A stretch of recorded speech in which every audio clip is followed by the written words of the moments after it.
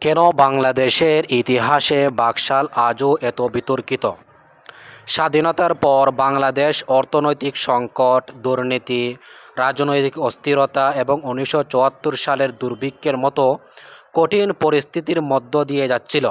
সরকার মনে করেছিল প্রচলিত রাজনৈতিক কাঠামো দিয়ে এসব সমস্যা দ্রুত সমাধান করা সম্ভব হচ্ছে না। 1975 সালের 25 জানুয়ারি সংবিধানের চতুর্থ সংশোধনীর মাধ্যমে রাষ্ট্রপতি শাসন ব্যবস্থা চালু করা হয়। এরপর শেখ মুজিবুর রহমানের নেতৃত্বে বাকশাল গঠন করা হয়। বহুদলীয় রাজনৈতিক কার্যত বন্ধ হয়ে যায়, অধিকাংশ রাজনৈতিক দল নিষ্ক্রিয় হয়ে পড়ে এবং সংবাদপত্রের সংখ্যাও ব্যাপকভাবে সীমিত করা হয়। সরকার বলেছিল জাতীয় ঐক্য গড়ে তুলে দ্রুত উন্নয়ন ও শৃঙ্খলা প্রতিষ্ঠাই ছিল এর লক্ষ্য।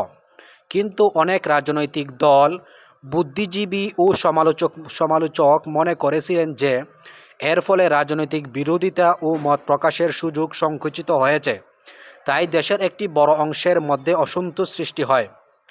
বাকশাল চালুর কয়েক মাসের মধ্যেই 1975 সালের 15 আগস্ট শেখ মুজিবুর রহমান নিহত হন। ফলে বাকশাল ব্যবস্থা দীর্ঘস্থায়ী হয়নি। আজও কেউ এটিকে সংকট মোকাবিলার চেষ্টা হিসেবে দেখেন, আবার কেউ এটিকে বাংলাদেশের গণতান্ত্রিক ইতিহাসের বড় ভুল হিসেবেও মনে করেন।